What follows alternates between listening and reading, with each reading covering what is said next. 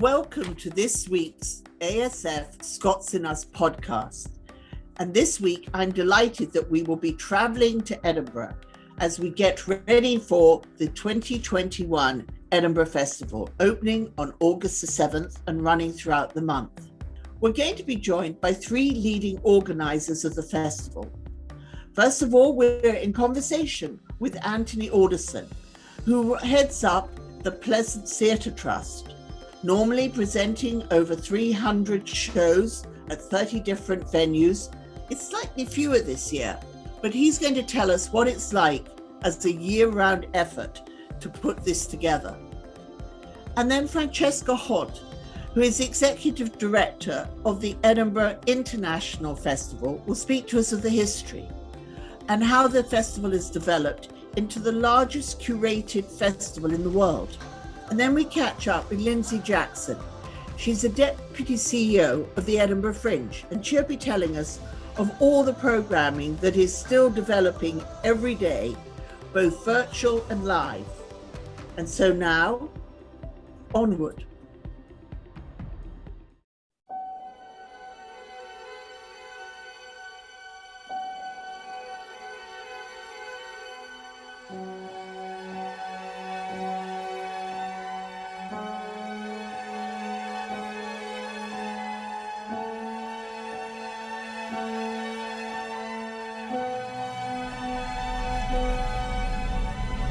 Everybody misses it and really missed it last year. It just felt really, really strange. That is the main thing that will make life feel normal again. August every year is such a good feeling. It's just amazing to have this on our doorstep.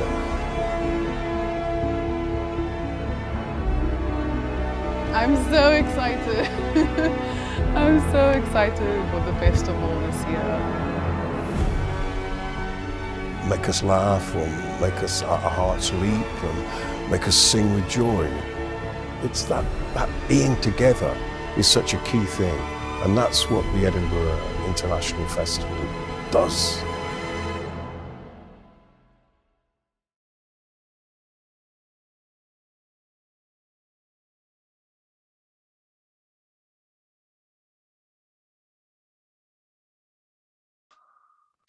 Good afternoon, Anthony, and thank you for joining us today. I believe you're on an Hebridean island, but we wanted to take this chance to catch up with you. You are the director of the Pleasance Theatre, which is based in Edinburgh and London, but has been so involved in the development of the Fringe Festival over the last 35 years. And from what I understand, the Pleasance is probably one of the biggest places, theatres and operations within the Fringe. Could you sort of take us through how this all came to be and what the Pleasance is looking to be doing in this coming season? Yeah, of course. Well, it's a pleasure to be here. Thank you for having me. I shall try and give you as short a précis of the history of the Pleasance as I can, because it's 37 years or so, and it's a long old time, and a lot has happened. It was started by a school teacher called Christopher Richardson in 1985. He came up here on a sabbatical, and his nephew was in a play at the Little Theatre, which is where the Pleasance is now, and he put on a small festival. He presented 12 shows, and he made £200. I think because he made £200, I thought he thought he'd come back the following year. I think if he'd lost £200, he might not have done. But he made £200. He came back. He said it took him 15 years to make that £200 again, but he loved every single minute of it. And anyway, so every year he would add another venue.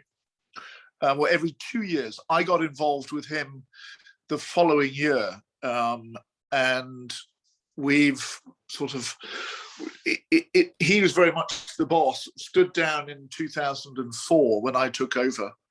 After some time away, I'd been off doing something else, but the two of us have remained very good friends and really have worked together since the start of the Pleasance, and seen it grow from what was then one venue, two venues with 12 shows. Last year we opened 33 venues and we presented nearly 300 shows a day. So it's more of a conglomerate of venues than it's a microcosm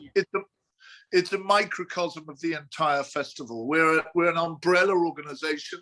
We design and build and open a number of venues across the city, and we program them. So it's our festival. It's a festival within a festival, if you like. It's a curated program.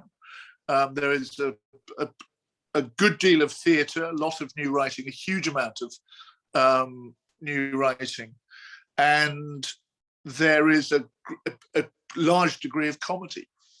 But dance, you name it. I mean, live music, we do it all, and also a very, very big committed children's audience. We introduced the Kids Zone 10 years ago, and in 2019, I think we introduced something like 48,000 children to the Fringe. So it really is it's a destination. It's a very pretty destination, a lovely kind of cobbled courtyard.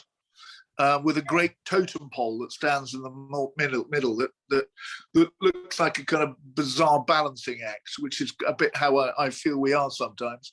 But it points its arms in various directions to various venues. And you have I think also in Islington. You also have London and Islington in the off season, as it were. Yes, I often joke that.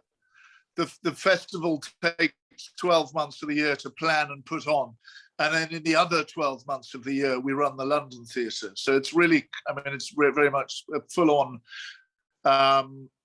organisation. And the same team does both.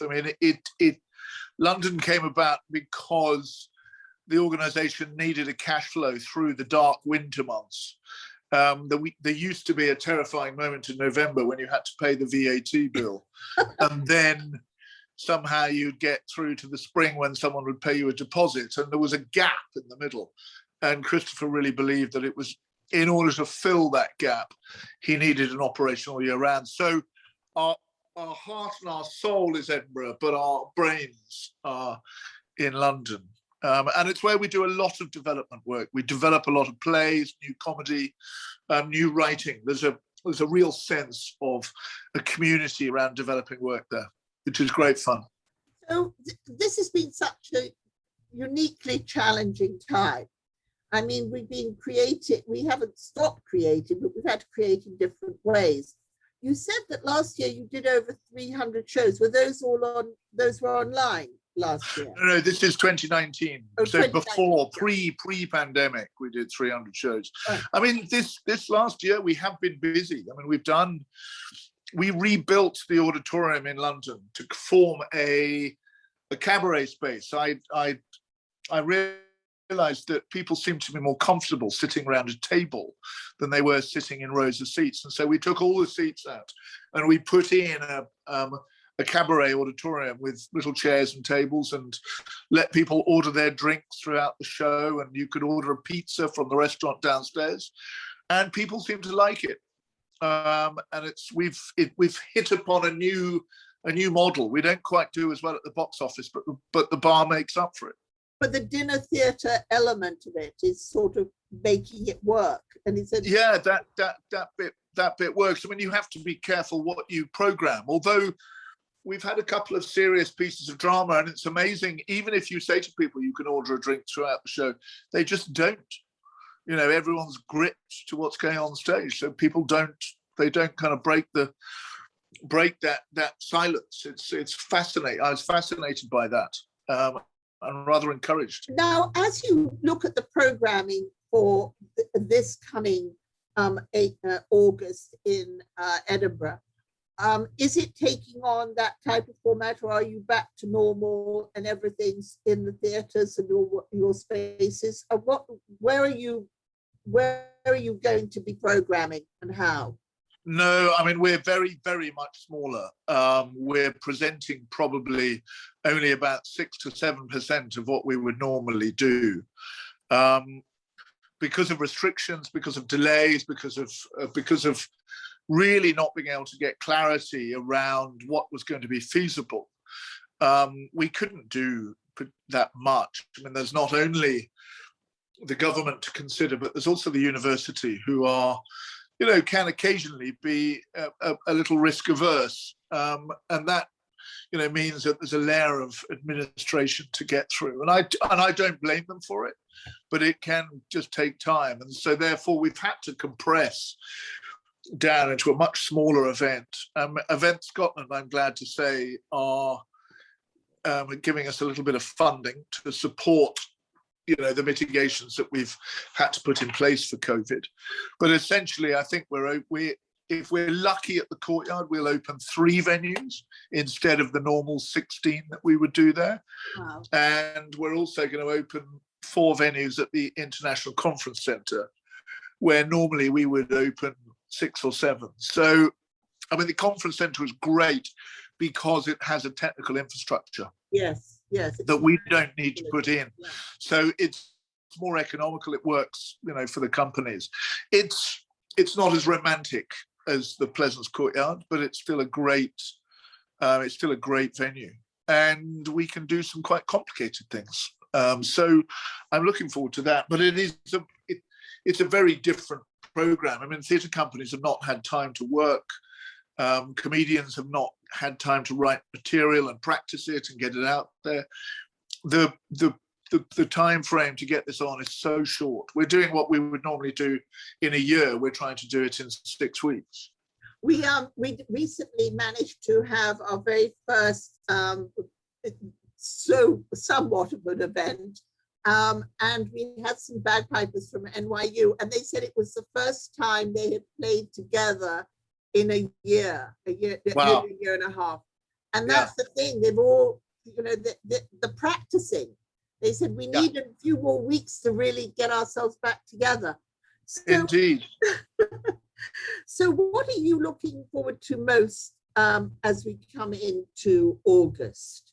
Because you were vice chairman over at with the Fringe, on the board for so many years. So, talking in a broader sense, apart from the Pleasance, what else do you hear and feel about this August? I think it's rather special for the people of Edinburgh, isn't it? Yeah, I think it could be I hope what it can be is a festival that brings people back to the reason for the festival existing in the first place. I think it's fair to say that the festival occasionally does lose its way, and it needs to regroup, and it needs moments of pause to check itself. I mean, from a very personal point of view, last year, whilst it was very difficult not to be doing it, I did actually get a great sense of time off, and it was a real time to be able to reflect on what we're doing, where we're going, and see whether the thing needs to change. I mean, within such a politicized environment within the arts, it's very easy for it to become, entrenched in a particular direction. So I think there's an opportunity for us to do something very special and to try and reflect what those original values were about, what it was like when I joined in the 1980s, and just, recalibrate the thing in a way. I mean, it's not going to come back in the same way that we had it in 2019. And anyone who thinks that, I think, is probably a little mad. As the same for all of the entertainment industry. These industries are going to change over the next decade. And we are creative, inventive, clever people. This industry is full of them. And so it won't be the same. It'll be completely different in some ways. It'll be recognizable, but it won't be the same. So I'm looking forward to the change. I think the arts embraces change, and it's exciting. But look at how we're communicating. You're up in the Hebrides, I'm in New York, and we're putting on, we're going to be able to utilize all these different platforms. We're going to go out on Spotify and all the rest, and on YouTube. and reach so many people with your message and your update. And I think that's very exciting, you know, what we're able now to do in this will become the norm, the norm. With in regard to what the productions that will be going on in August, will there be some streaming of them?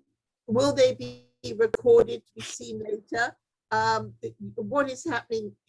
I know that the Fringe is doing some of that, but not everywhere. But what is the Pleasance up to? Yeah, well, I hope we've got some really exciting things. I mean, I was only the other day, we had the band Shamanic performing in the courtyard, and Maria, whose surname I've completely forgotten. It's gone from my brain. I've completely forgotten her. How embarrassing. Anyway, she paints, and it's projected onto the courtyard walls, and it's the most beautiful murals that she creates, and it's all live, done live. But of course, they couldn't film during the daytime. They have to do it at night, and they were filming only 5 days after the summer solstice. And so, of course, it doesn't get dark until 11:30 at night. So everything has to be done really quietly, which asking a kind of rock band to play quietly is really quite difficult. So I apologize to any of the neighbors who we may have disturbed, but it was a fabulous evening. And of course, the only reason they can't do it normally with big crowds of people. So the plan is to film it. They filmed it with drones and so on. So we're going to put that online as a piece of work from them. We've been working with Falmouth University, who got a little bit of funding. I think we got some funding through the Arts Council. Along with them, we've been running a program of filming work specifically to put online for this festival. So there's a number of pieces that will be presented there that will be part of the Fringe Player, which is hosted by the Fringe Society. So as we wrap this little session up with you, one, I would love it if we could come back and have a short, an update with you in a few weeks' time and hear a little bit of news within the Fringe. We also will report on this on our Facebook and our magazine, and would love to know links and all the rest of it. We'll put up the link to the Pleasance so that people can check in with you. Thank you. And that would be great. Could you just let us know what the best website to use is? It's www.pleasance.co.uk. Fabulous. And I have to say, I look forward to seeing Maria's artwork and to being able to share that video. That sounds wonderful. It's great. I'm embarrassed that I've completely forgotten her surname. I've only met her once, so I could be forgiven. But she's astonishing. I was showing pictures to people the other day. I took my 12-year-old daughter to watch her, and he was completely amazed by what she was doing. It's very, very special. Your daughter onto the next stage of her life. Absolutely. Yeah. Well, we're all for that. It's wonderful for you to bring Edinburgh to us in that way. I know the courtyard that you speak of, and I also have been to Islington, to your theatre there. So I look forward to being able to experience it again very soon. So thank you, Anthony. And I think for interrupting your Hebridean moment, but this has been wonderful. Thank you. Lovely. Thanks. Good morning, Francesca. I'm so grateful that you found a moment to join us today and to tell us about what's going to be happening at the festival this year. That's good. It's really good to be with you. So, Francesca, the festival, in fact, began in 1947. And it came out of a time when you were lifting the spirits of everybody after the war. And I noticed in some remarks you made the other day how you lightened keeping the festival going and making it happen in this difficult time was so important once again for similar reasons to bring us out of COVID. So could you talk to us about the history, how it's developed, and how you're going to handle this year? Sure. Well, yes, you're right. The festival started in 1947, and it was the brainchild of a man called Rudolf Bing, who was a refugee, a German refugee, who came over to Scotland with the belief that through arts and culture and by experiencing something very beautiful, that communities could come together and find commonality and understanding with each other. And I think it really gave Edinburgh at that time a reason to celebrate. 1947 post-war was still very difficult times in the UK and lots of austerity, and I think it really gave the city something to coalesce around and look forward and enjoy. So that was the original festival. That was an invitation-only festival, and that's remained the sort of idea behind the international festival all the way through. And in that first festival, some of those local artists and theatre companies who weren't invited to take part decided that they were going to do something anyway, and that's the origin of the Fringe, because they were a fringe around the original one. So we've both grown up together over the last 70-something years, and now work very happily together, I'm pleased to say. But that sort of essence of coming together after a period of real sort of difficulty and trauma is something that I think it's very difficult not to see parallels in today, whereas we're coming out of, hopefully we're coming out of the pandemic and the real troubles that people have experienced in their professional and personal lives, and the absence of communion that I think we've all felt over the last months and years as we've been all stuck at home, working from home, not being able to see our friends, not being able to go to concerts or theatres. It's been a real miss, a real loss. So that's something that we're hoping to bring back this year. But you have so many disciplines that you go across. And I think that really came across to me last year when you went virtual. So could you maybe give us some of the highlights that you're going to be doing? You've got 3 main hubs, as I understand it, and then some other places as well. But what can people be looking to see? It's not just theatre, it's also opera and different That's right. things that are happening. So I suppose what's different about the International Festival is that we are multi-genre. We every year we put on shows that cross opera, theatre, music, both contemporary and classical music, and dance as well. So all of those you'll find this year in the festival in some way or another. The one that we're struggling with slightly is dance, because of the necessary social distancing measures that still have to be in place. So the repertoire around dance is a little bit challenging in that sense. But there will be dance online that you can see. So we've got some lovely things coming up for that. But yes, otherwise you'll see opera. So we've got Scottish opera with full staff happening at the Festival Theatre. In music, we have a really full and kind of broad classical music programme.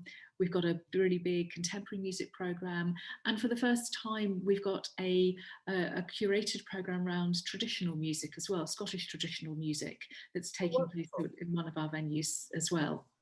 So that's a sort of a new departure, as well as some theatre as well. Not quite as much, because it's a little bit difficult to bring over companies this year, because of the social distancing measures. And the travel restrictions as well. And because of that, not all of us will probably be able to be in Scotland in August as we might like to be. But will we be able to watch this online? Will this be streamed live, or will it be after the event? And will there be a separate calendar that we can keep our members and friends up to date with, and they can check in on? Indeed. So if you go online to eif.co.uk, you'll be able to see the whole programme there. And there will be some live digital events that you can see, and they're in the timeline, they're in the programme, so you can see them just as though they're another venue. And then on top of that, what we'll be doing is curating a programme of recorded events that we'll have throughout the festival. We can't, unfortunately, stream everything that we've got, but some real highlights in there we'll be putting out online as well. So you'll be able to see some of the really best parts of the festival, and they'll stay up a little bit after the festival as well. So if you don't quite catch them during the week that they're on, you'll have a chance afterwards as well. Now, I've got to ask you this: what are you looking forward to seeing the most? I think Falstaff sounds wonderful, but and I'm excited to hear that. But are there some other highlights that you are looking forward to seeing? So some of the things I'm really looking forward to seeing is I was just going through the programme earlier actually, and just the number of fabulous women that we've got in the programme this year is particularly strong, I think. So we've got Renee Fleming, we've got Joyce Donato, we've got Nicola Benedetti, we've got Marin Allsop, we've got Nadine Shah, we've got the Unthanks. We've got so many great women in the programme this year. That's what I'm looking forward to. The strength of it. And I must say that we would not be anything without our artists and our artistic community. And as you said, to see our community at large coming back together will be wonderful. I've been noticing that in everything and anything we've been doing the last few weeks. But last year, you did a wonderful project bringing people to the artists together called My Light Shines On. Mm-hmm. And this year, the real strength for the artists must be the fact that the festival is happening. I think that's right. I mean, we were very proud of what happened last year with My Light Shines On. We were able to, give work to over 500 artists and creative art workers as part of that. I think this year we were so determined to come back and do something live, partly because of we've all missed live performance, but also because of the role that the festival plays in the city and with Scotland. It's about providing confidence for artists and for the city and everybody that relies upon the festival to come back. So this year we've got over 1,000 artists in the programme, and so just to be able to say that we give work to that many people is just that's what makes it feel good, and that's what we're really determined to be able to do this But year. I think also the idea of these wonderful outdoor spaces, pavilions you're putting together, perhaps that will be a trend going forward. I mean, to be in the quad of Edinburgh University is fantastic. I mean, in that setting, I think that just adds to the whole romance of the festival too. I hope so. I mean, it'll be fascinating to see how audiences and artists react to being in those spaces, because it's very, very different. We've been in our venues, our traditional venues for many, many years, and we can't wait to go back into them. But I think it will definitely bring something different this year to the festival, and I'm looking forward to seeing it. I think one of the things we always sort of have to be slightly aware of is the weather in August in Edinburgh can be a little bit temperamental. So I think all I'd say is if you're coming, come with your raincoat as well. And your blanket. And your blanket, yes, and your blanket. So just come prepared for everything, including a possible shower. Thank you so much for finding some time to talk to us, Francesca. And if possible, we'll try to link up with you ahead of the festival to hear that last minute news. But we're really excited to be looking forward to August and to the festival. So it's the 7th to the 29th, is that right? That's right. Lovely. Yeah. So thank you. And we're going to put up some details of how everybody can check in and find out about everything. Excellent. Good. Well, I hope you managed to see some stuff you like online. Oh, well. Okay. Good. Thank you. Salt water and sandy fill my head. Darkness falls on the bridge.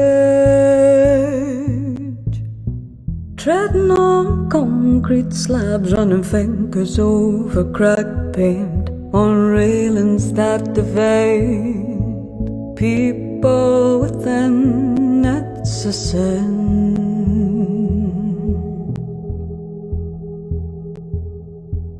Walking further down and within, tenements loom as darkness further crawls in. You're never alone within these streets, cackles of girls in trackies and short skirts, blue and green. They're always seen on Saturday. It's just the way it's always been. It's not just Shepperland, there's more to this river land. She'll open her arms and welcome your feel. In your seats, more than the boats that are made of steel.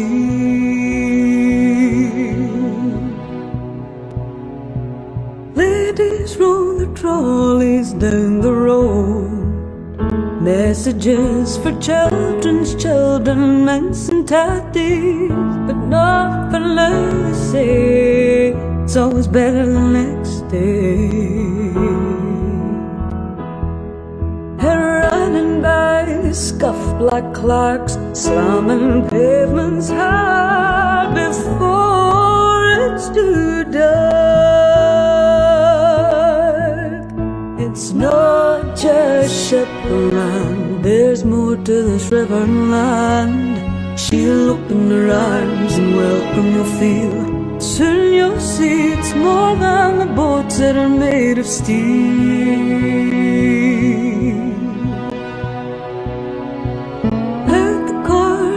My eye, the church lies in the night, reflections of times of the past on gravestones, sipping on their buckfires. It's monks that make it, they'll say we're holier than you. We're saving our sin for a rainy day. It's not just Shepperland, there's more to this river and land. She'll open her arms and welcome your feel, and soon you'll see it's more than the boats that are made of steel.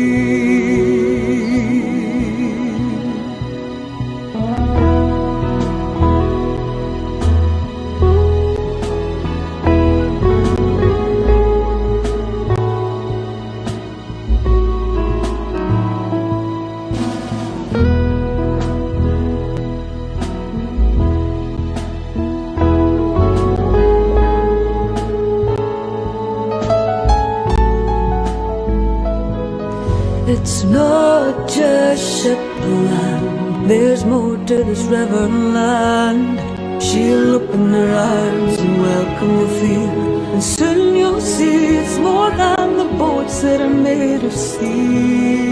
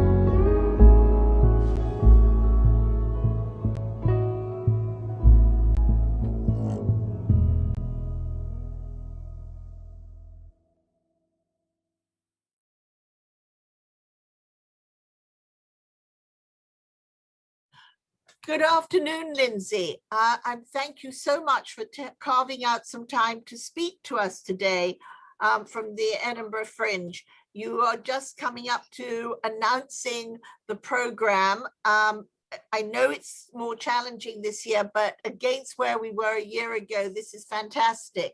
So can you bring us up to date on how we are looking for this year?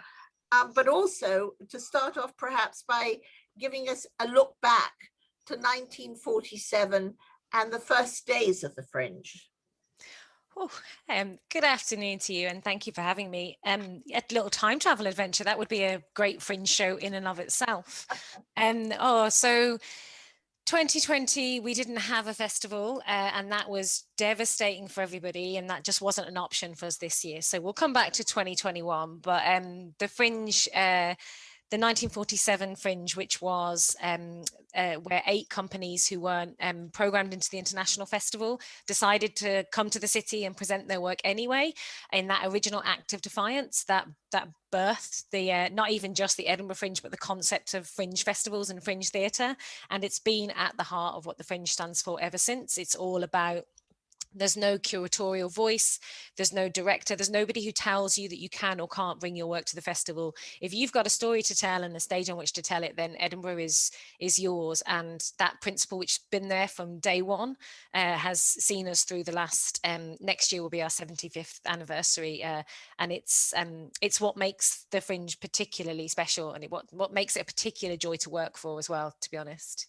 But I've had a few companies that we've worked with who have been bringing productions across to you, and it's still, it is an undertaking. They do need to, I want to make sure that our audience understands that they do need to plan. They can't just jump a plane and think that they're going to be able to perform quite. The Fringe has developed into this huge production. I think you had over 3,000 productions in 2019, and it does take quite a lot. So the enthusiasm and the spark and let's put this together and go for it is there, but it does have a formality to it, in as much as they need to find a theatre. I mean, you're absolutely right. It really comes down to, and again, it's one of the best things about the festival is it really is about what you want to achieve out of it. So the thing that a lot of people don't really realize about the Fringe is, yes, it's this incredible meeting of artists and audiences and a chance to see work, but actually there's a huge marketplace that runs underneath it, equivalent to, your Venice Biennale, your Cannes Film Festival, your South by Southwest. And the people, the artists that want to come because they know the Fringe is incredible for their career and could potentially get them to the next step, those are the ones that the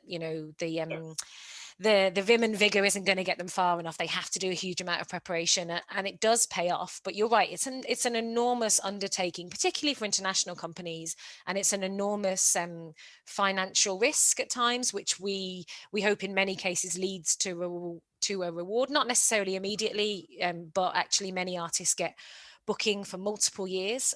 So it really comes down to what you want to do, because actually there is a version of it where if you're a musician or an emerging comic or even an emerging performance artist, you could jump on a plane, come to Edinburgh, do lots of open mic slots, and do some bucket in the hat speeches, do some street performance, some busking, and have an incredible festival experience. But also, if you're looking for international touring and a world-renowned agent, that might not be the best approach. So really it is about how you want to Fringe. That's the beauty of it, is you can do it how you want to do it, and there's a pathway for you. And I think the thing is to experience the Fringe is so fantastic. I mean, the energy in the city is just incredible. It is incredibly busy, but I think you have it very well organized now. Thank you. You know what I mean? There is, though you have huge crowds, there is a way to eat and to enjoy and to get your tickets. And so the Edinburgh International is more of the senior curated formal situation, but there is this wonderful energy that you have to the Fringe. And this year, how are you handling it? We know that the program will be announced more formally at the beginning of July, in about 2 weeks' time, but what are we looking at? Various different things. That also made me quite nostalgic. I miss the thrum and the feeling, and there is nothing else in the world like it. You know, I've been to South by, and I've been on 6th Street at the point where all of the conferences converge, and that feels like the nearest I ever got to it outside Edinburgh. But it's so unique, and it's partly unique because of the city, like the structure of Edinburgh that's built around the old volcano and the caves, and the fact that you go down a hill but then you come out on top of a bridge, and all of that. Like, it's so unique to the geography of the place. And 2021, we're hopeful that there'll be some live stuff. We are 2 weeks away from our first on sale. It won't be all the shows, it will just be those that are ready to go on sale. The Fringe is always in this rolling, we don't have a fixed program date and that sort of stuff, so more shows will come on as the situation in the city changes in terms of COVID regulations and distancing regulations. But there is the spirit of the Fringe will live on. We're hopeful there'll definitely be some outdoor events. I think that's pretty much guaranteed. Now it just comes down to how many people can go and what distancing looks like, and there'll be some energy. The street performers are always in the city, whether it's the festival or not. You can't stop them. They're their streets and they own them. And then maybe some indoor stuff if COVID restrictions and case rates and vaccinations and all of those perfect storm of things that we're currently dealing with, if all of that comes together. And then alongside that, we've got a lot of stuff that's moving online, which is all about giving those artists an opportunity to meet audiences, but also maintaining those really, really important international connections and maintaining those really important conversations. So the idea that you can be in the Fringe but not in Edinburgh, that's quite new to us this year, and we like that, even though we are a live event and we want people to come to the city. But I'm hoping it won't feel the same. It certainly won't. But I'm hoping that there is a spirit of the Fringe, and I'm quite excited by the fact that the festival is busy, and it puts a lot of pressure on what is quite a small city. We're only sort of 500,000 people. The Edinburgh residents will get to absolutely just revel in the festival. It'll almost be like their festival again, and I think that's probably only ever going to happen this year, and that's quite special, which is brilliant. Now, last year there were some performances happening, and you were doing a lot for the artists as well. Mm-hmm. Yeah. And that was very important because they have been so badly affected. And so to see them able to do more this year is important. But what you started last year in support of them had a wonderful reaction, didn't it? Yeah, and I guess that when we looked at the crisis that was in front of all of us, not just the Fringe and the Fringe Society, we earn our living out of the festival that we deliver. We're not subsidized, we're not funded. If any of your listeners or watchers wish to contribute generously to the festival and the artists, then we would very much welcome that. But the existential crisis that came with suddenly having how you earn your living made illegal, essentially. We knew instantly that we had priorities, and we had to support artists in whatever way we could. We had to support our international relationships, and we had to look at how to build back for the future. So with artists, it was about giving them spaces to talk to one another, to continue their professional development, to meet and engage with industry. One of the things that was really successful last year, and we'd always wanted to move into an online space, but actually had never really had the guts to do it, and had always been like, oh, it's really risky, it's going to take ages. And then COVID happened, and we were like, we need to do this now, which was putting the opportunity for industry people like tour bookers and programmers and festival managers, putting that engagement platform online so that artists could showcase their work, which means we had programmers, hundreds of programmers from across the world looking at work also from across the world and making plans, yes, maybe for 21 and 22, but those artists were still able to make those connections. And ultimately, we weren't able to give artists the opportunity to present their work live, but we were able to give them the opportunity to continue on their career pathways, because the thing we definitely didn't want was to lose all that incredible talent just because it's not their fault that they can't earn a living doing the thing that they're brilliant at. So we just wanted to make them realized that there was still a structure and a network and a support system there for them, and that there were still audiences that wanted to talk to them. And that was just really a key focus, and is still a key focus. What are we doing that supports artists to make work that audiences want to see? Because ultimately that's what we're all in it for, right? Just artists and audiences coming together and having a great time. And you and it's multidisciplined. I mean, you've got wonderful comedy shows, you've got formal theatre, musicals, And so it's across everything. I was so pleased this week to receive an email from 59 East 59th Street, New York, that their East Edinburgh Festival was going virtual this year, that they have 9 plays that would normally be coming across to you, that they're going to be presenting in July. And I know that it keeps everything going because they're so keen to be back over with you. They've been coming for many years now, haven't they? Yeah, and they're a great example of the things that people don't realize are really special and really that are almost invisible to visitors of the Fringe, in that it's kind of like having a baby. It takes a village, and 59 East 59 are a community of I guess West Coast based artists that come together, and we'll come to New York and talk to artists, and the community that want to share their information, that want to help make that work happen.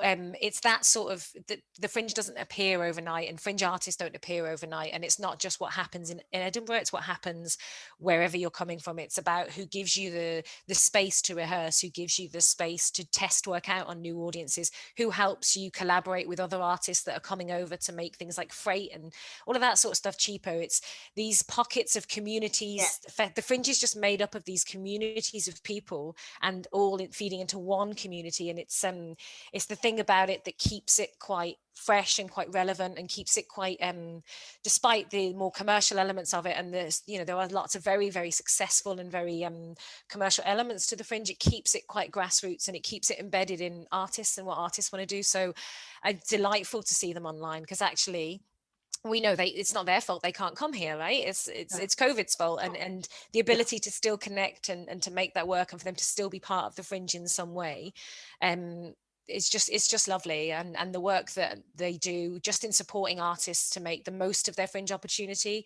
they're a really great example of how that Fringe community really corrals around one another to make the most of it. It's brilliant. And back the other way, that was what was confusing me for a second, is they are a great incubator for productions from Scotland coming across to New York and getting a preview, as it were, before maybe a major production. I mean, the Dundee rep has been working there. Many different companies have worked there, taking their new work that they may have previewed at the Edinburgh Fringe and then bringing it to New York, to 59 East 59. So that shows the two-way traffic of this whole artistic moment.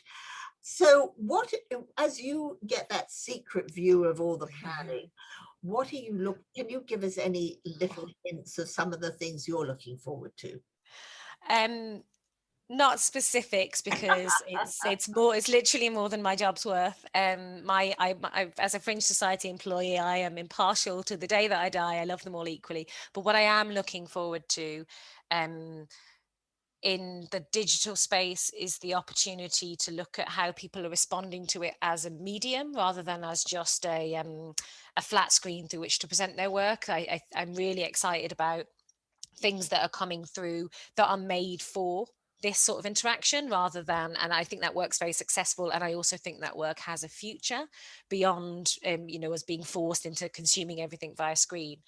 In person, I mean, I'm looking forward to anything that involves sitting next to somebody and hearing somebody other than my husband laugh, to be perfectly honest. But I'm looking forward to the things I love most about the Fringe are those moments where, and I'm quite sort of unselective about work. I'll try and consume as much as possible, and I'll flit across genre, and I know what I like, but I also know that I'm willing to try most things. What I'm really looking forward to is that moment when you're sat in a play or a dance piece or a comedy or a music show or even a spoken word, where you feel that everybody else around you feels the same, and there's that sort of frisson of electricity that just feels like nothing else anywhere else. And it's the same. You can get it if you go to a football match and you join in on the stands, but it is that thing about sitting there and knowing that every single person in that room is in that moment with you, and they feel exactly the same. And God, I miss that so much. Miss that feeling of connecting with people through what we're seeing on the stage, like to the point where I'm starting to get all poetical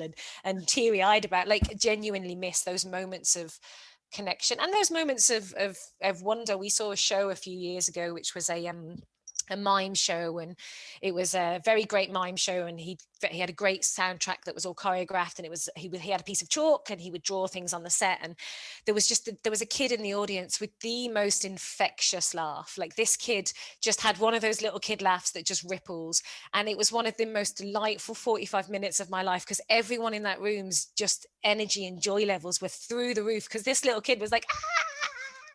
And honestly, it was just like, it's one of those things. The show was great and the experience was great, but actually the thing that was most memorable was just the joy that this little kid's laughter brought to everybody else in the room. And you can't get that anywhere else but the live events. And God, I really, really do miss it, actually. And that's what I'm looking forward to. I'm looking forward to those minor shared moments of that pass with people that you don't even know, that are only possible because you're sharing the experience that an artist has chosen to put forward for you. Oh, that's enough whimsy for me. I think the one thing that does seem to have come from this is that we do perhaps appreciate things more. I know that I miss so many things, and when I do experience, so we did a small event where we were allowed to have pipers, a group of 5 of them, without having any marching around, and dancers, but they couldn't have it. They had to use just the boom box and not proper thing, you know, all these things, but it was still wonderful just to have them perform. Yeah. So I have to ask you, just in closing, I do have to ask you, do people purchase a ticket in order to be able to experience the different things, or do they, how is this being done this year? And then where can we want to put up some things at the end of this so people know where to go.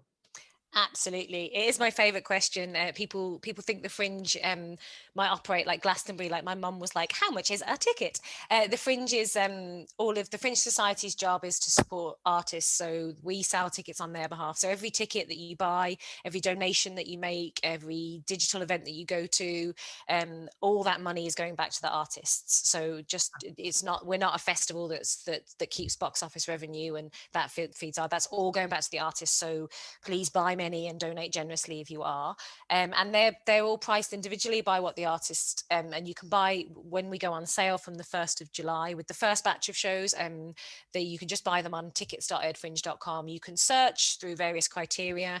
Really encourage people, especially if you have types of artists that you like, or venues whose work you've admired in the past, to check them out on social media, sign up to their mailing list, because they're all going to be pushing their work much more in that way, because they've got no way to fly you in the street and that sort of thing. So but usually, I mean, the average ticket price is £10 in England. What's that? $18 in America. So it's a really affordable festival. And we as I said, we go on sale on the 1st of July, and when we'll be going on sale with more shows as they become ready to be on sale each week after. So in the spirit of plugging things, if you go to our website edfringe.com and sign up to our newsletter, we'll just tell you when there's more shows, and then you can go and browse, and we've got some great web tools. You can add things to your favorites, you can schedule stuff, you can, and as I said, every penny that all the ticket sales go directly to the artists and the companies and the venues and the producers that make the work amazing, and online and in person. So that's how you do that. I think this is wonderful to know that you're back. Thank you for all you've been doing to make this come together. We realize that it's so much more effort than it, as we've all pivoted into these new ways. And we look forward to catching up with you again soon, perhaps just before the festival, and we will keep feeding things into our different lines of communication. We're so excited by this. It's so important. Thank you. Thank you very much. And you're all very welcome in 2022. You can come stay at my house, all of you. Be careful what you wish for. Okay, thank you so much. We'll talk to you very soon. Bye-bye. Take care. Bye.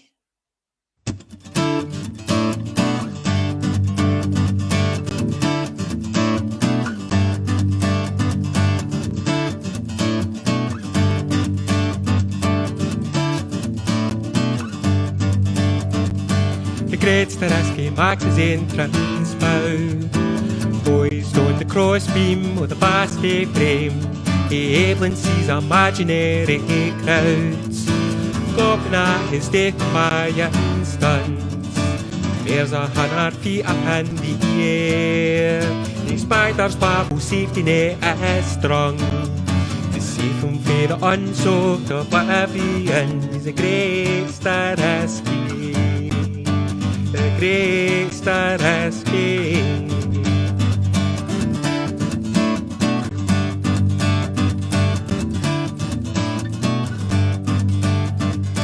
The great star escape locks the audience. Sick magic tricks depend upon the ritual, and cutlery bolts to each pint of the compass. To the north bend looming silhouette, to the west coat bell and Arran's out, and to the east a yont mark cairn table, to the south sweet Afton's bonny glens. The great star escape, the great star escape.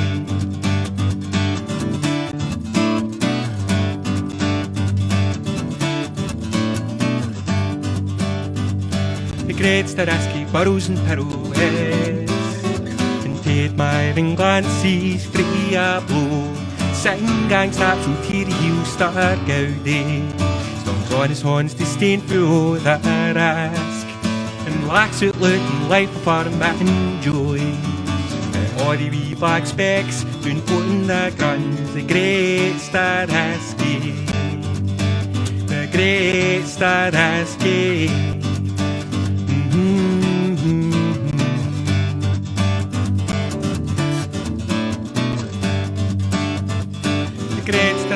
Balstone has garter, seems to endless to his palace circumstance.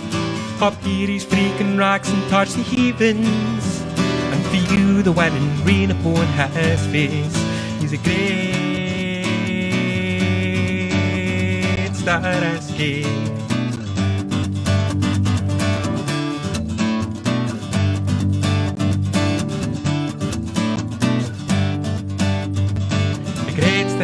Leaves it in the moment, tags in his queer and virgin o'er the world. Sign way some skilly dancers graceful mean, and Lichly's doon the soft as a thistle doon. Dick's doon his to the creasy overalls, sets at a jaunty sklent his all pit helmet, recoups his yardly equilibrium, descends a ladder and smoked to Insagi.